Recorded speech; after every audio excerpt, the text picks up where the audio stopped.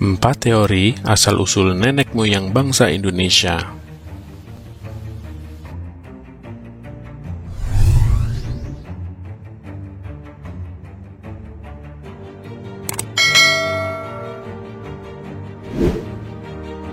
Indonesia adalah bangsa yang besar dengan berbagai macam suku, ras, agama, dan wilayahnya. Itulah sebabnya wajar jika bangsa Indonesia juga memiliki banyak kebudayaan, termasuk kekayaan alam, kekayaan intelektual, dan kekayaan leluhurnya. Dari luas dan besarnya bangsa ini, apakah teman-teman pernah berpikir tentang bagaimana teori asal-usul nenek moyang Indonesia itu ada? Sebagai generasi bangsa, kita tentu perlu mengetahui bagaimana sejarah teori asal-usul nenek moyang Indonesia ini agar bisa belajar banyak hal tentang perkembangan corak hidup leluhur bangsa kita. Kita mungkin lebih populer dengan sejarah bangsa kita mulai dari penjajahan Belanda sampai akhirnya masa sejarah kemerdekaan negara Indonesia. Padahal, jauh sebelum menempati masa sejarah itu, kita juga memiliki sejarah bagaimana akhirnya kita memiliki beragam suku dan budaya di beberapa wilayah. Mulai dari Sabang sampai Merauke memiliki sejarah panjang, hingga akhirnya masuk menjadi suku bangsa Indonesia. Ada beberapa teori asal-usul nenek moyang Indonesia yang populer di kalangan para ahli, baik ahli atau pakar dari dalam negeri ataupun dari luar negeri. Berikut ini adalah teori-teori asal-usul nenek moyang Indonesia yang perlu teman-teman ketahui.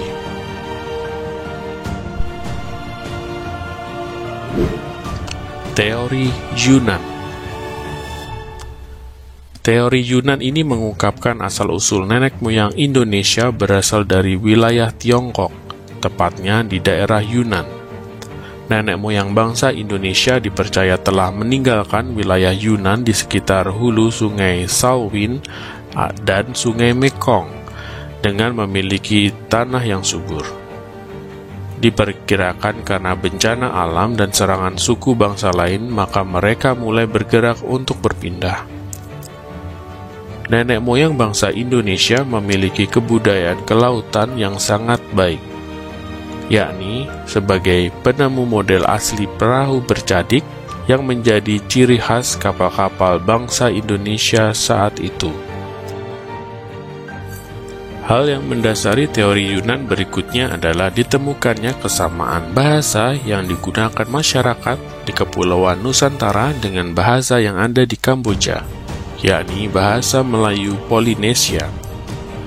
Fenomena tersebut menandakan bahwa orang-orang Kamboja berasal dari Yunan dengan cara menyusuri sungai Mekong.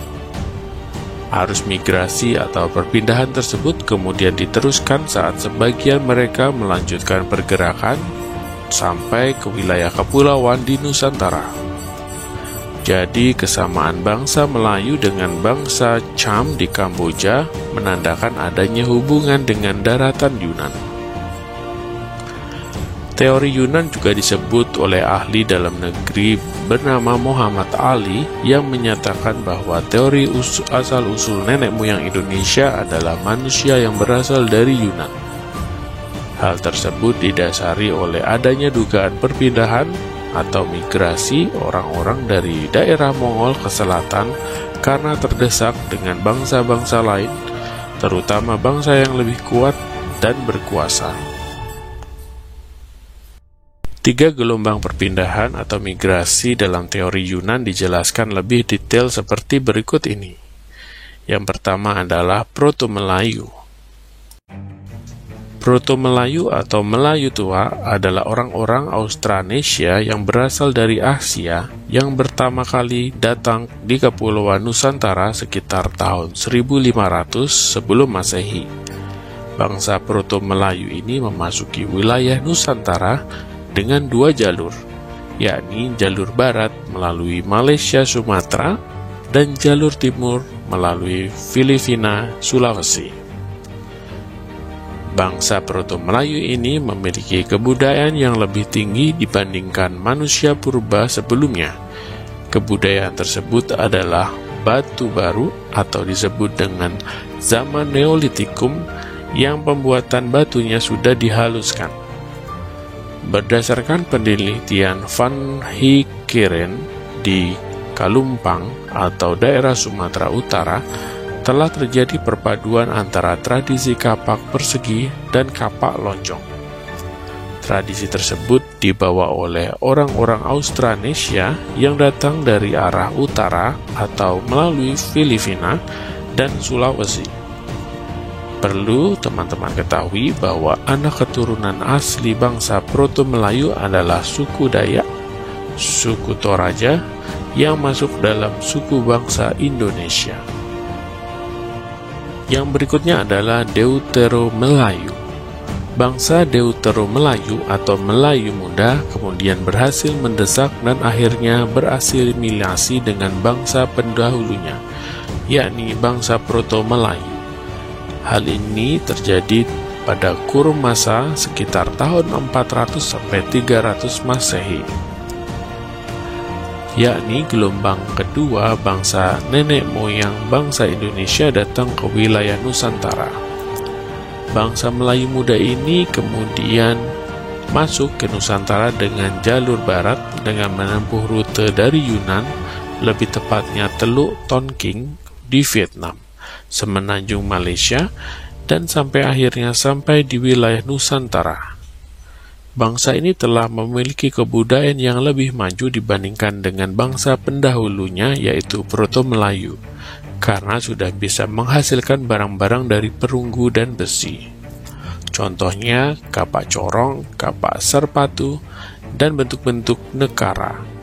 Selain kebudayaan logam, bangsa ini juga sudah mulai mengembangkan kebudayaan megalitikum. Contohnya membuat menhir dan tugu batu, dan unden berundak. Keturunan bangsa Deutero-Melayu atau Melayu Muda ini adalah suku Jawa, Melayu, Bugis yang termasuk dalam suku bangsa Indonesia. Melanesoid.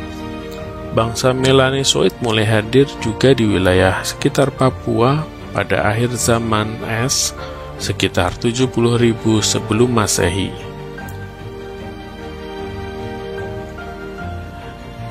Selanjutnya adalah bangsa primitif. Sebelum masuknya kelompok-kelompok bangsa Melayu atau Proto-Melayu dan Deutero-Melayu di Nusantara, sebenarnya sudah ada kelompok manusia yang lebih dulu tinggal di wilayah ini. Kelompok tersebut termasuk dalam bangsa primitif dengan budaya yang masih sangat sederhana. Berikut adalah rincian penjelasan tentang bangsa primitif di Nusantara. Manusia Pleistosen atau manusia purba. Manusia purba saat itu selalu hidup nomaden alias berpindah-pindah tempat dengan kemampuan yang sangat terbatas.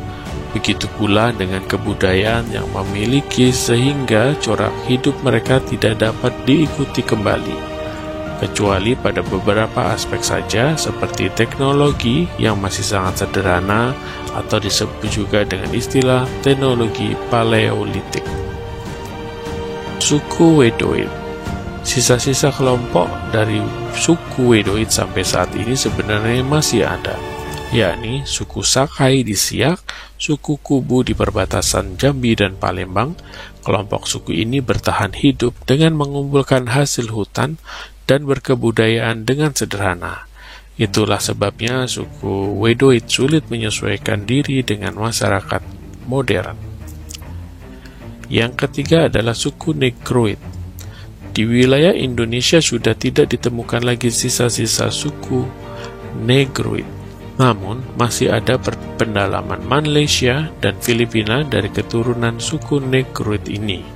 Suku yang termasuk dalam suku ini adalah suku Semang di semenanjung Malaysia dan suku Negrito di Filipina. Itulah tadi teori Nusantara. Teori asal-usul nenek moyang Indonesia berikutnya adalah teori Nusantara yang bisa dibilang sangat berbeda dengan teori Yunan.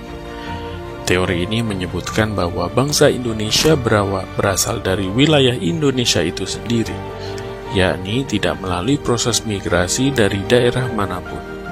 Teori Nusantara ini didukung oleh para ahli Nusantara seperti Sultan Takdir Ali Syahbana dan Muhammad Yamin. Dasar utama dari teori Nusantara adalah berdasarkan pada bangsa Melayu yang merupakan bangsa dengan peradaban yang sudah tinggi. Anggapan tersebut didasari pada hipotesis bahwa bangsa Melayu telah melewati proses perkembangan budaya sebelumnya di wilayahnya. Jadi kesimpulannya, bangsa Melayu asli di Nusantara yang akhirnya tumbuh dan berkembang dengan sendirinya tanpa adanya perpindahan ke wilayah tersebut. Teori Nusantara juga didukung dengan penemuan adanya kesamaan bahasa Melayu dengan bahasa Kamboja karena sebuah kebetulan.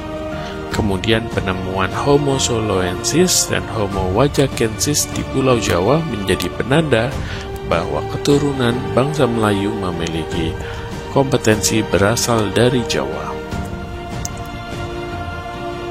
Berdasarkan perbedaan bahasa, hal tersebut terjadi karena bahasa bangsa Australanesia mengalami perkembangan di daerah Nusantara tersebut dengan bahasa yang telah berkembang di wilayah Asia Tengah, yakni bahasa Indo-Eropa. Teori yang ketiga adalah teori out of Africa. Teori out of Africa adalah teori asal-usul nenek moyang Indonesia yang lebih berbeda dari versi teori-teori sebelumnya. Teori ini menggunakan bahwa asal-usul nenek moyang bangsa Indonesia berawal dari Afrika. Anggapan ini berdasarkan pada kajian ilmu genetika lewat penelitian DNA mitokondria, gen perempuan dan gen laki-laki. Mereka kemudian berimigrasi dari Afrika hingga ke wilayah Australia yang sudah mendekati wilayah Nusantara. Teori ini kemudian mengungkapkan bahwa bangsa Afrika bermigrasi atau melakukan perpindahan menuju Asia Barat sekitar 50.000 sampai 70.000 tahun yang lalu. Pada sekitar tahun itu, bumi sedang memasuki akhir dari zaman glasial, yakni ketika permukaan air laut menjadi lebih dangkal karena air masih berbentuk gletser. Pada masa itu memang memungkinkan manusia untuk menyeberangi lautan hanya dengan menggunakan perahu sederhana. Perpindahan bangsa Afrika ke Asia kemudian terpecah menjadi beberapa kelompok. Ada kelompok yang tinggal sementara di wilayah Timur Tengah atau Asia Barat Daya, dan kelompok lain yang bermigrasi dengan menyusuri pantai semenanjung Arab menuju India, Asia Timur, Australia, termasuk Indonesia. Fenomena tersebut diperkuat dengan penemuan fosil laki-laki di wilayah Lake Mungo. Selain itu, ada dua jalur yang diperkirakan menjadi wilayah yang ditempuh oleh bangsa Afrika di masa itu, yakni jalur untuk menuju lembah Sungai Nil. Wilayah tersebut melintasi semenanjung Sinai, kemudian ke bagian utara melewati Arab Levant, dan jalur yang melewati Laut Merah. Teori keempat yaitu out of Taiwan. Teori asal-usul nenek moyang Indonesia ini hampir serupa dengan teori sebelumnya. Teori out of Taiwan mengungkapkan bahwa asal-usul bangsa Indonesia berawal dari Kepulauan Formosa atau wilayah Taiwan. Teori ini rupanya didukung oleh ahli bernama Harry Truman Simanjuntak yang mendasari atas argumen pada teori itu. Dasar utama dari teori out of Taiwan yang pertama adalah tidak adanya pola genetika yang sama antara kromosom manusia, baik bangsa Indonesia dengan bangsa dari bangsa Tiongkok.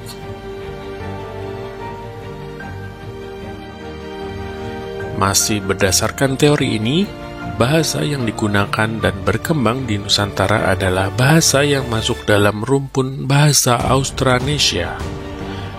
Bahasa rumpun Austronesia ini digunakan oleh para leluhur bangsa Indonesia, terutama yang menetap di Pulau Formosa. Jadi dari segi bahasa sudah jelas bahwa orang-orang Nusantara mengadopsi budaya Austronesia dan mengembangkannya hingga menjadi bangsa Indonesia seperti saat ini. Nah, itulah penjelasan tentang teori asal-usul nenek moyang Indonesia. Apakah ada teori yang teman-teman yakini menjadi teori asal-usul bangsa kita? Anggapan teori tersebut tentu berdasarkan data, bukti, dan penelitian-penelitian yang sangat banyak. Hal ini menandakan bahwa untuk belajar sejarah, kita membutuhkan banyak referensi agar menemukan kepingan-kepingan jawaban.